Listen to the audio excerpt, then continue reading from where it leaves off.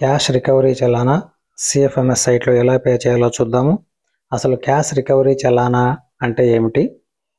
ఒక ఉద్యోగికి తన డీడీఓ ఆ నెలలో తను పనిచేసిన రోజులకు గాను శాలరీ బిల్లు క్లెయిమ్ చేయడం జరుగుతుంది. ఈ శాలరీ బిల్లును ప్రతి నెల 17వ తేదీ నుండి 25వ తేదీ లోపల సబ్మిట్ చేస్తారు. ఒక ఎంప్లాయీ ఉదాహరణకి 20వ తేదీ బిల్ సబ్మిట్ చేసినారనుకుంటే ఇతను 22వ తేదీ అత్యవసర పరిస్థితుల్లో మెడికల్ లీవులు కానీ అదర్ దాన్ మెడికల్ లీవులు కానీ పెట్టుకోదలిస్తే అతను మెడికల్ లీవ్ అప్లై చేసి 22వ తేదీన అతని పనుల నిమిత్తం వెళ్ళిపోతాడు.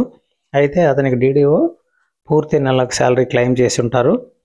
ఇక్కడ అతను హాఫ్ పే లీవ్లోనో మెడికల్ లీవ్లోనో వెళ్ళినారు కాబట్టి అతను 22వ తేదీ నుండి విధులకు రాలేదు కాబట్టి 22 నుండి ఆ నెల చివరి దినానికి శాలరీ కట్ చేయాల్సి ఉంటుంది. బిల్ సబ్మిట్ చేసిన తర్వాత శాలరీ అయితే కట్ చేయలేము కాబట్టి ఆ ఎంప్లాయీ దగ్గర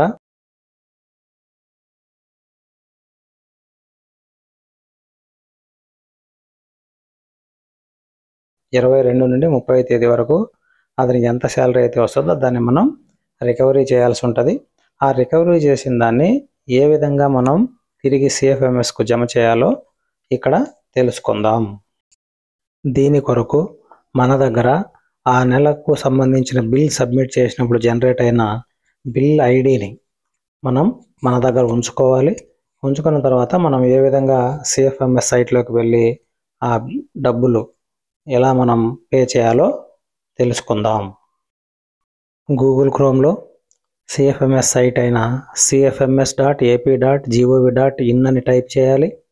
టైప్ చేసి ఎంటర్ చేస్తే మనం సిఎఫ్ఎంఎస్ సైట్లోకి వెళ్తాము. ఇక్కడ సిటిజన్ సర్వీసెస్లోకి వెళ్ళాలి. దీంట్లో రెసిపెంట్స్ లింక్స్ ఓపెన్ చేయాలి. ఇక్కడ క్యాష్ రికవరీ చలానా ఉంది, దాన్ని ఆప్ట్ చేసుకోవాలి. తర్వాత ఈ విధంగా ఇంటర్ఫేస్ వస్తుంది. బిల్ నంబర్, యాక్చువల్గా ఇది బిల్ నంబర్ కాదు, బిల్ ఇయర్ వేయాలి. ఏ సంవత్సరంలో మనం క్లెయిమ్ చేసింటే అది. ఇక్కడ బిల్ నంబర్ వేసుకోవాలి. మనం బిల్ సమర్పించినప్పుడు ఆ బిల్కి అగనిస్ట్గా వచ్చే ఐడి ఇది, దాన్ని బిల్ ఐడి అంటాం. అది వేసి గెట్ డీటెయిల్ మీద కొడితే ఈ విధంగా బెనిఫిషరీ కోడ్ అడుగుతుంది. అంటే ఆ ఉద్యోగి యొక్క డీడీఓ అండర్లోని పరిధిలోని అందరి ఉద్యోగుల పేర్లు ఇక్కడ కనిపిస్తాయి. ఎవరికైతే మనం ఆ చలానా వెనక్కి కట్టాల్సి ఉందో అతని పేరు సెలెక్ట్ చేసుకోవాలి. హెడ్ ఆఫ్ అకౌంట్ సెలెక్ట్ చేసుకోవాలి. ఏ హెడ్ నుండి మనం శాలరీ ఇచ్చింటామో ఆ హెడ్ని ఇక్కడ సెలెక్ట్ చేసుకోవాలి. హెడ్ ఆఫ్ అకౌంట్స్ సెలెక్ట్ చేసిన తర్వాత డీడీఓ కోడ్ అదే డిస్ప్లే అవుతుంది. ఇక్కడ సర్వీసెస్లోకి వెళ్ళాలి. సర్వీసెస్లోకి వెళ్ళి ఇక్కడ మనం ఎందుకోసం డబ్బులు కడుతున్నామో ఆప్షన్ తీసుకోవాలి. ఆ ఆప్షన్ వచ్చి మనకు క్యాష్ రికవరీ అగైనిస్ట్ బిల్. మనం ఒక బిల్లో తీసుకున్న డబ్బులను వెనక్కి కడుతున్నాం కాబట్టి క్యాష్ రికవరీ అగైనిస్ట్ బిల్ అనే ఆప్షన్ 213వ నంబరు. ఆ ఆప్షన్ తీసుకొని సబ్మిట్ కొడితే కనుక మనకు ఈ విధంగా ఒక ఇంటర్ఫేస్ వస్తుంది. ఈ ఇంటర్ఫేస్లో ఎందుకోసం నువ్వు తిరిగి చెల్లిస్తున్నావు పర్పస్ రాయాలి. తర్వాత రెమిటెన్స్ నేమ్, ఎవరి పేరు మీద అయితే నువ్వు చెల్లిస్తున్నావు అతని పేరు రాయాలి. అతని యొక్క ఐడి నెంబర్, పాన్ కార్డు కావచ్చు, ఆధార్ నెంబర్ కావచ్చు, ట్రెజరీ ఐడి కావచ్చు, ఏదో ఒకటి ఇవ్వాలి. ఇట్లా అడ్రస్ ఇవ్వాలి. అది మన ఆఫీస్ అడ్రస్ ఇచ్చుకోవచ్చు. అదేవిధంగా mobile ID, mobile number, employee email ID, అదేవిధంగా అమౌంట్ ఎంత అని. ఇక్కడ అమౌంట్ కానీ మనం వేస్తే డిఫాల్ట్గా అది వర్డ్స్లో వచ్చేస్తుంది. అదేవిధంగా మొత్తం మనం ఫిలప్ చేసిన తర్వాత ఈ క్యాప్చా కోడ్ ఎంటర్ చేసి ఇక్కడ పేమెంట్ ఆప్షన్ మనం ఆప్ట్ చేసుకోవాలి. ఒకటి మాన్యువల్ పేమెంట్ కడతారా, లేదా ఆర్టీజీఎస్ఆ, లేదా ఈ పేమెంట్ అని ఉంది. ఇక్కడ మనం క్యాప్చా కోడ్ ఎంటర్ చేసిన తర్వాత ఏ విధంగా మనం కట్టాలనుకున్నామో ఆప్షన్ ఇక్కడ ఎన్నుకోవాలి. ఇక్కడ ఈ పేమెంట్ తీసుకుంటున్నాను. ఈ పేమెంట్ తీసుకొని నువ్వు ఓకే పైన క్లిక్ చేస్తే ఇక్కడ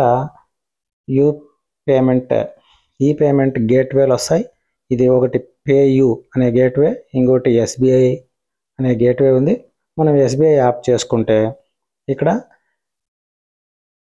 ఎస్బీఐని ఆప్ చేసుకుంటే ఎస్బీఐ నెట్ బ్యాంకింగ్ నుండి చేస్తే మనకు 0 సర్వీస్ ఛార్జ్ పడుతుంది. స్టేట్ బ్యాంక్ యొక్క డెబిట్ కార్డ్ కావచ్చు, అదర్ బ్యాంక్ డెబిట్ కార్డ్తో కూడా 0 సర్వీస్. యూపీఐ పేమెంట్ అయినా 0 సర్వీస్ ఉంటుంది. అదే అదర్ బ్యాంక్ నెట్ బ్యాంకింగ్ తీసుకుంటే ₹6 సర్వీస్ ఛార్జ్ పడుతుంది. అదేవిధంగా క్రెడిట్ కార్డ్ నుండి చేస్తే ₹68 సర్వీస్ ఛార్జ్ పడుతుంది. అదే అమౌంట్ని బట్టి ఇది మారుతూ ఉంటుంది. కాబట్టి మనం ఫ్రీ ట్రాన్సాక్షన్స్ కావాలంటే ఎస్బీఐ నెట్ బ్యాంకింగ్ కావచ్చు, స్టేట్ బ్యాంక్ డెబిట్ కార్డ్స్ కావచ్చు, అదర్ బ్యాంక్ డెబిట్ కార్డ్స్ కావచ్చు, యూపీఐ పేమెంట్ను ఆప్షన్గా తీసుకోవాలి. ఈ క్రెడిట్ కార్డ్ ద్వారా కానీ అదర్ బ్యాంక్ నెట్ బ్యాంకింగ్స్ ద్వారా కానీ పే చేస్తే మాత్రం ఇక్కడ బ్యాంక్ ఛార్జెస్ యాడ్ అవుతాయి.